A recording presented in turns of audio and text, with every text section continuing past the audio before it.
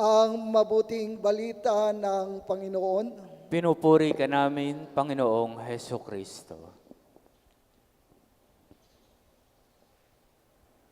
sa buhay natin bilang tao at Kristiyano. Tayo po ba ay minsan nakakatanggap ng mga salita na ayaw nating marinig sapagkat ito ay negatibo. May mga komento na ayaw natin sapagkat ito ay medyo masakit pakinggan. O kaya naman may mga gawain o nangyari sa ating buhay na di ba natin matanggap sapagkat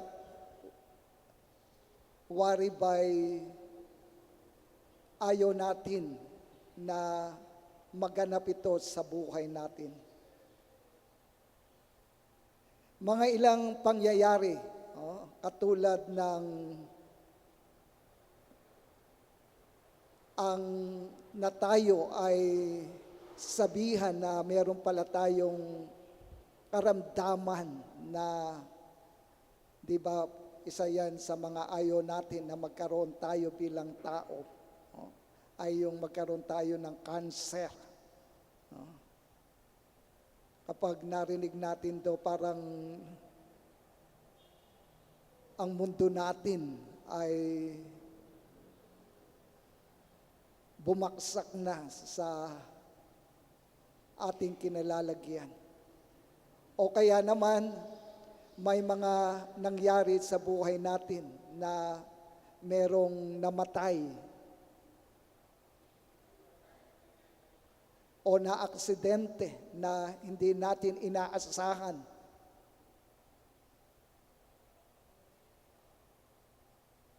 O kaya naman, may narinig tayo na iiwanan na tayo ng ating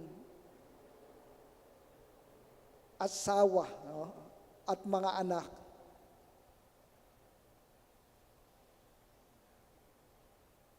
Parang sasabihin natin, ito na ba ang katapusan? Mga kapatid, sa Ebanghelyo na ating narinig, maliwanag na sinasabi ng Ebanghelyo. Tandaan ninyo ito, ipagkakanulo ang anak ng tao. Waribay ang mga alagad ay merong pangamba sa narinig nila mismo sa bibig ni Jesus. Ano kaya yung nilalaman ng salita na ito ni Jesus?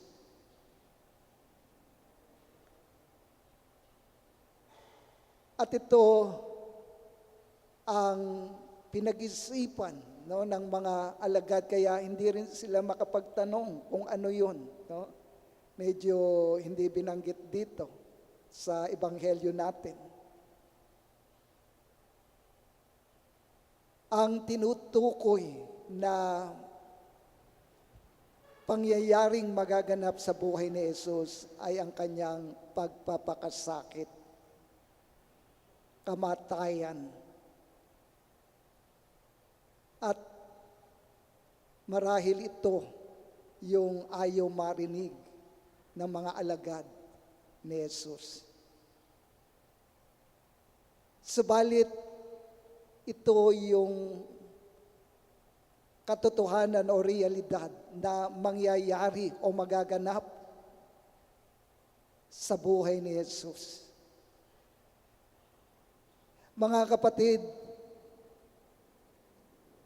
kapag tayo ay nagdarasal ng Santo Rosario, no, may apat na misteryo o ibig sabihin yung senaryo na inilalarawan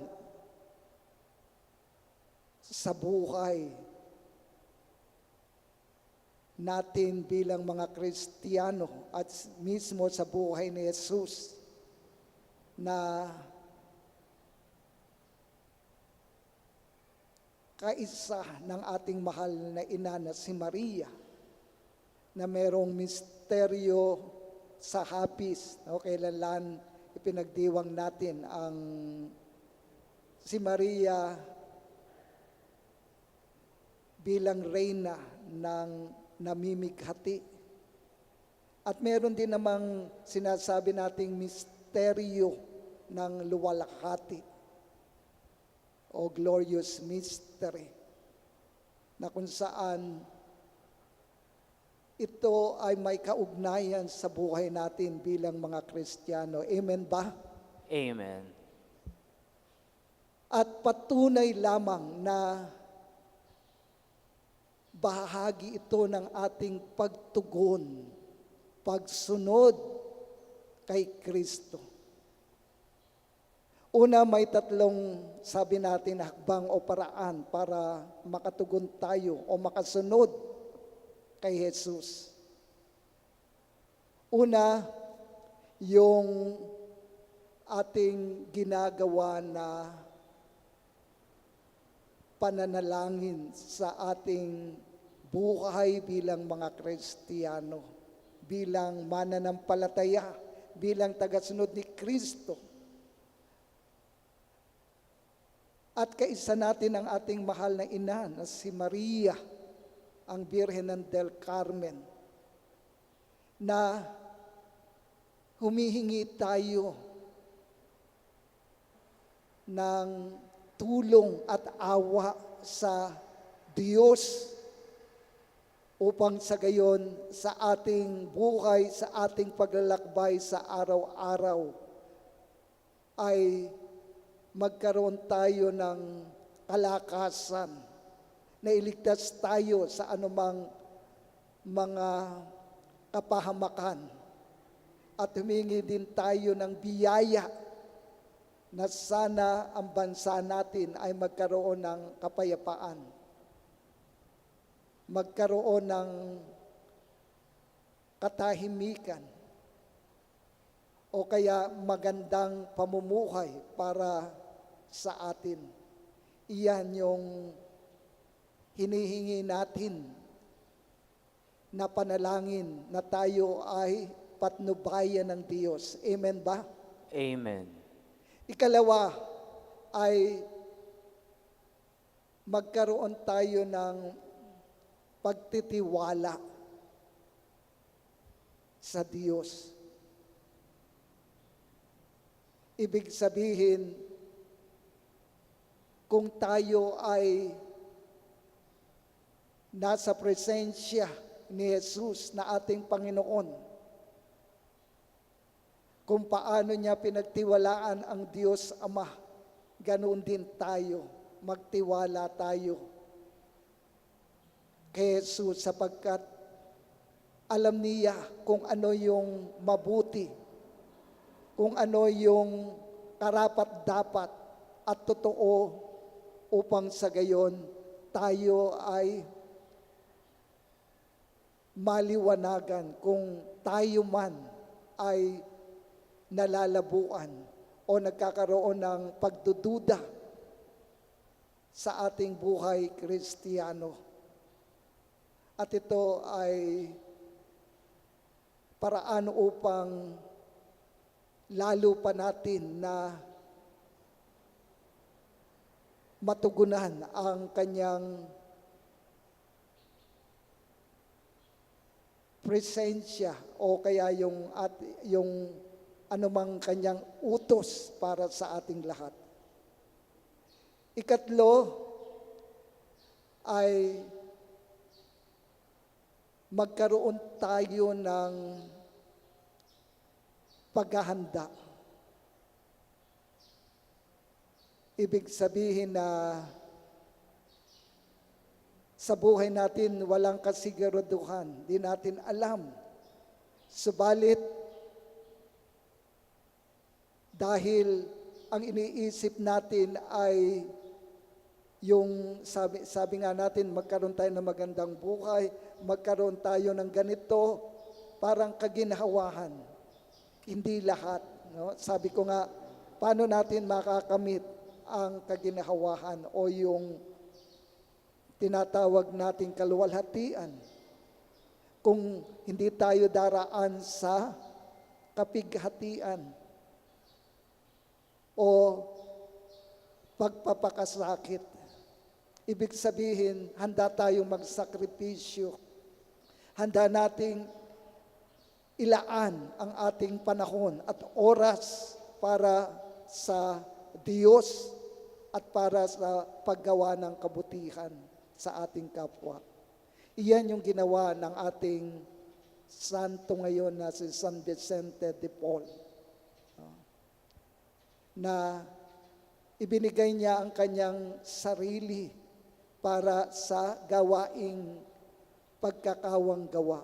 Inaruga niya yung mga walang, sabi nga natin, mga may sakit, mga dukha, no? Yung walang matitirhan mula sa kabataan hanggang sa mga katandaan. At iyan yung bahagi ng kanyang apostolado. Itinatag din niya yung samahan ng Daughters of Charity. At ito yung panawagan din sa ating lahat, mga kapatid. Sa araw na ito, nawa tulad ni San Vicente de Paul, no? At ni Maria na ating ina ng Del Carmen, nawa manatili tayo sa pagtugon sa kalooban ng Diyos upang tayo'y makapasok sa kaharian na inihanda sa atin ng ating Diyos na tagapagligtas. Amen.